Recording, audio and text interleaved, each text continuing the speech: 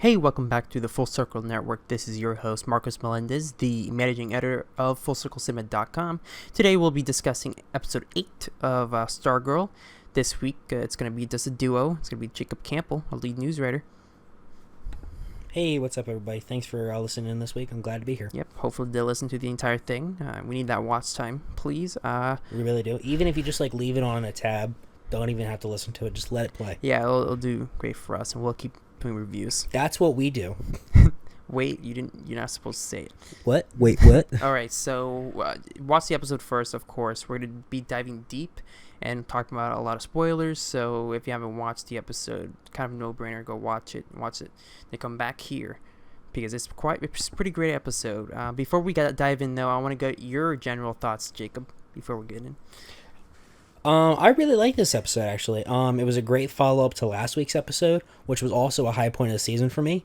I really like these two-parters that they've done for the show. It feels like it gives the plot enough time to work itself out, where some of the other episodes felt kind of rushed, where they had to throw a lot of stuff in, specifically the Hour Man and Dr. Mid-Nite episode. They just had so much to do, but with this, they're able to work it around. They're able to take their time with the story, and that's what made these very strong episodes for me. A lot of stuff happened. Some great developments with Shiv, with Courtney and the team, and even with Henry. He's kind of a highlight of this episode, actually. Yeah, he really was. I didn't expect him to be that big of a part for it, and so that was really cool to see him developed in that way. But what were your thoughts, Marcus? Yeah, I'm pretty much on the same page. Just to get into it, I think that this Shift Part 1 and 2, I think it's probably the best episode since the first 3. I think that we're finally getting somewhere where the plot is moving consistently. We have the GSA together, and then now we're developing some of the villains. And I think this episode might be better than the last, especially with the action scene at the end. But before we get into that, I do want to give a big shout out to Pat this week. I think he's finally done justice. I think he's not as dumb, at least, and I think he does a lot, as well as Beth. I think she's way better in this episode, and I would love to hear Jackson's thoughts, but couldn't make it this week. I don't. Maybe she would have. We're just gonna hate on her. But. Quick moment of silence for Jackson. Yeah. And we're done. Moving along. Moving along. What do you? Yeah, I definitely agree with that. I always have liked Pat so far in the show. He's one of my favorite characters, and I definitely agree with that. He had this episode showed his experience with being a pseudo hero in a way, because he's never been anything more than a sidekick, really. Yeah, for sure. But him trying to show the team and keep them safe in the when they were at Cindy's house. It really showed his abilities and his and how he works alongside them. And I also agree it was a really great episode for Beth. Beth, I'll admit, hasn't been one of my favorite members of the JSA, mainly because I really wasn't sure what she'd be able to do with everyone else, in their powers.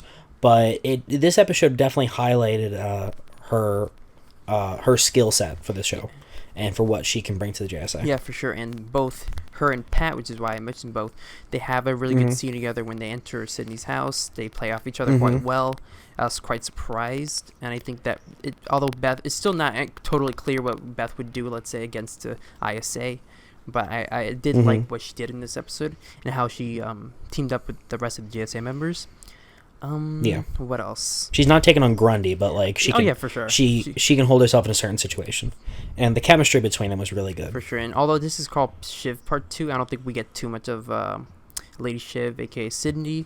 We do get her meeting with Dragon King, her father. I think I'm really surprised how good Dragon King is. I think he's gonna be one of the best villains of the show. Definitely up there with Icicle. It gets my Icicle stuff, but I'll tell you this though. I think my least favorite part of the last 2 episodes is the Icicle stuff, not because of the scenes themselves, but they come out of nowhere. Yeah, I definitely agree with that. I know they're there more so to develop the overall conflict and this whole what are they doing with the satellite? What are they? I get it. Yeah, it's definitely teasing the final conflict of this season, but I do agree that they felt kind of out of place with it all, and especially when. I was really enjoying some of the scenes with the team and with the conflict with Cindy and Courtney, and then it kind of cuts to that. It kind of messed up the flow of the episode a little bit, but it was okay. Because I do like seeing Icicle and his. I mean, it didn't take me out of it. It's more acting. Okay, well, this is kind of a nowhere, but I'll take it. Yeah. So yeah, as you mentioned, we got Sydney and Courtney. Of course, they don't fight until the very end, but I do like their scenes together. I think they're playing off each other quite well. They have this good dynamic, and I think like in other life they could be like friends, but here of course they're adversaries and whatnot. Yeah. Of course, I did like how Sydney wasn't stupid and she understood that Courtney was Stargirl off the bat.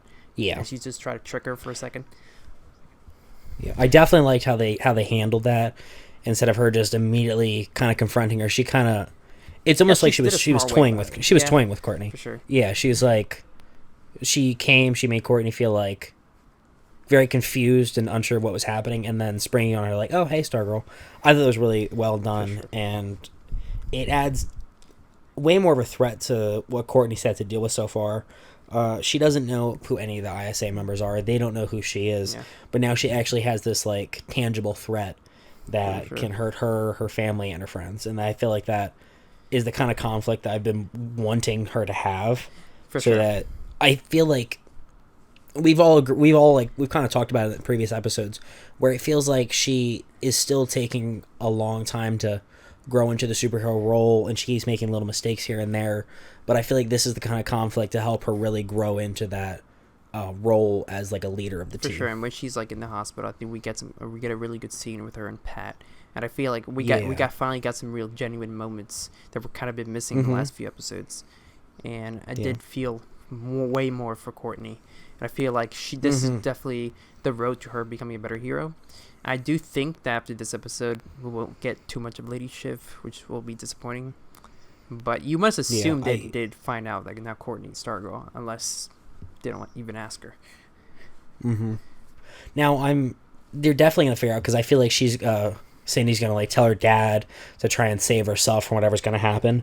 But I almost think that Dragon King knows already, so he doesn't even need her for that. I mean, probably. Dragon King's because we saw he was watching everything on his cameras, so he definitely knows. I mean, yeah, for sure. If he's smart. He seems smart. Yeah.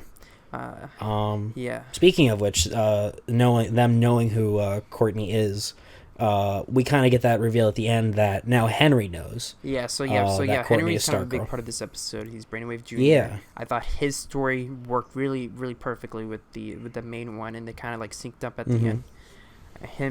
We saw him figuring out his powers in a classroom last week, and we finally have him like using the what do you call it?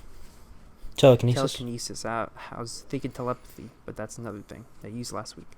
But he used that in his father's office, and of course he found out he's the villain.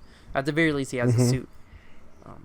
Kind of weird to have all those tapes. I wonder if like his mother was like, I don't know, maybe he was like testing stuff on his mother. I feel like we're gonna see what's happening with those tapes, because I know there's 2 episodes coming up, Brainwave. Yeah, the next one's called Brainwave Jr. specifically. Brainwave Jr. No, next week is isn't it Shining Knight? No, it's next week is Brainwave.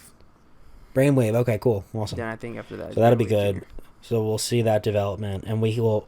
I'm really excited to see what the tapes are, because the way they've been teased, it's like, I feel like maybe it was, if not something to do with his mom, probably Brainwave testing his son to see if he had powers. Yeah, probably. So maybe that'll be a cool development. Maybe his mom had cancer or something. He's trying to use his powers. Who knows? But I think whatever comes out of it, hey, you never know. But I think whatever comes out of it, I do like Henry as a character, and I think that there's a lot more. At first, like in the beginning of the season, he was definitely like a 2D character. Then now he's definitely more fleshed out. I do like him. I do want to see what happens. I think he's going to become a hero, but we'll see. I definitely agree with that. This kind of like struggle he's going through internally. I feel like it's definitely going to be interesting with Wildcat and whatnot. Yeah, and see how that dynamic works. I'm still hoping that somehow he'll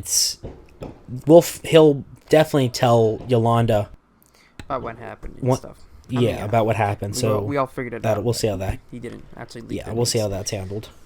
For sure. Okay, so let's get into the fight. So at the end, for some reason, the JSA members text Courtney, and they leave her unread. But then, instead of texting her again, and just saying they're okay, Courtney goes crazy, and I guess reads her text, and then she goes to battle. What's her name? Sydney.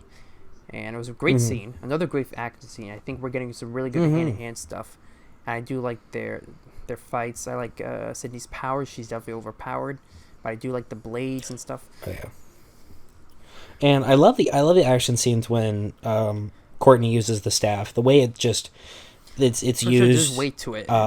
It's fun to watch. Yeah, it's great to see it used as like, not even like just as like a weapon for her, but more so it moves the fight along, and it changes the environment. Sure. I think it's really cool. Yeah. The way it's handled in the action scenes. And just to like, we missed out on this, but just to mention, the staff has actually a pretty good scene with Pat earlier on, where Pat tells the staff not to push Courtney these type of scenarios. The staff doesn't say anything, but it's kind of like, oh, the staff kind of understands. Later on, he stops Courtney for a second, but then he's like, whatever. Then lets her go after Sydney. But I did really like that part.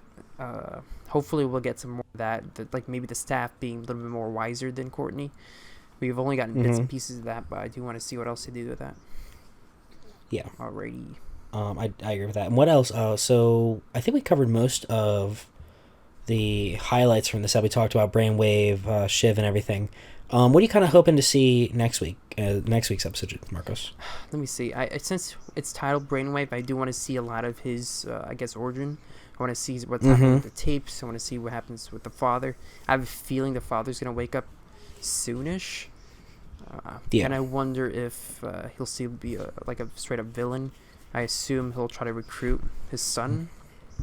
Yeah. But yeah. Because he knows that Courtney is Stargirl, so he is definitely going to go straight after her. Courtney, so maybe we'll see conflict. Judging by the synopsis that anyone can read, doesn't matter.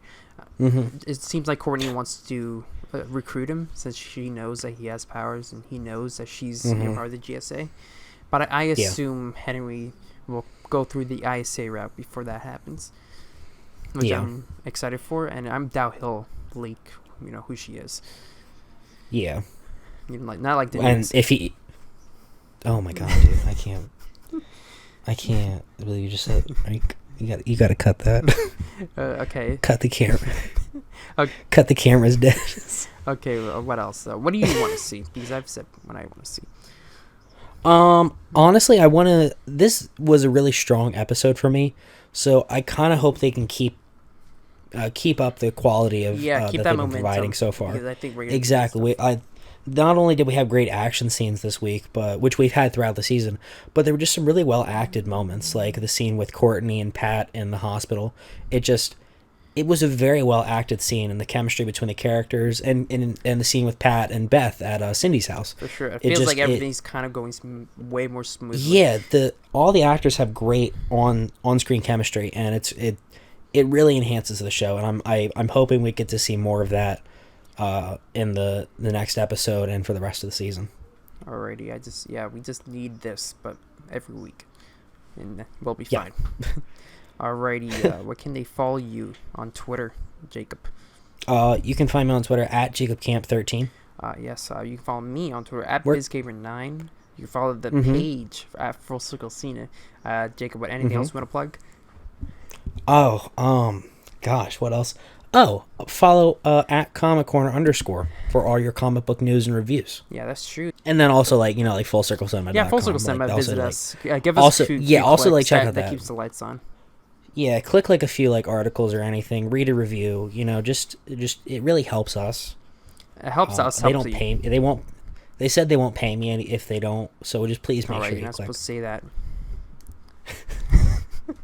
All right. Like I said, while you're reading some reviews, have this video open in a tab. Just let it play out. Yeah, and just click on. I'm sure we're gonna have a written review for maybe Stargirl and Doom Patrol. So read that at the same time. Maybe. Listen to us like we're a podcast. Yep. Look out for our Doom Patrol episode. It's like Stargirl ASMR, and just read the article. Nerd ASMR. There you go. We've hit the 15-minute mark. Hopefully, we'll get monetized soon. And we're lo-fi reviews to read too. Yeah, please. It keeps the lights on. Alrighty, that's it.